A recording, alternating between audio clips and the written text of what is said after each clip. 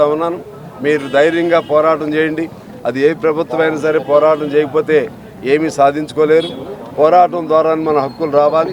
అయినా కూడా ఎన్ని పోరాటాలు చేసినా పేదవాడి జీవితాల్లో వెలుగులు రాని పరిస్థితిని మనం చూస్తూ ఉన్నాం. అదేవిధంగా గత ప్రభుత్వానికి ఇప్పటికీ కొద్ది మేలు ఏంటంటే ఇప్పుడు ధర్నాలకు అవకాశం వచ్చింది. అంతకుముందు కూడా చివరిలో ఇచ్చినట్టున్నారు ధర్నాలకి. మళ్ళీ ఇప్పుడు పోలీసులు అత్యుత్సాహం చూపెడుతున్నారు. వచ్చే వాళ్ళని రాష్ట్రం నుంచి వచ్చే వాళ్ళని మధ్యలో అరెస్టులు చేయటం, రానియకుండా చేయటం ఇటువంటి చేస్తున్నారు. ఆ తప్పుడు పనులు చేయొద్దు.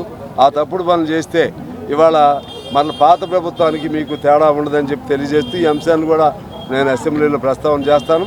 ఏదేమైనా ఆటో కార్మిక సోదరులంటే నాకు ఎంతో అనుబంధం. నేను నా పొలిటికల్ కెరీర్ స్టార్టింగ్లో ఆటో కార్మికుల ఉద్యమం ద్వారానే నేను వెలుగులోకి వచ్చాను. మీ అందరూ ధైర్యంగా ఉండండి. మీకు ఎర్రజెండా అండగా ఉంటుంది, కమ్యూనిస్ట్ పార్టీ ఏఐటీసీ అండగా ఉంటుందని తెలియజేస్తూ మీ పోరాటంలో విజయవంతం కావాలి.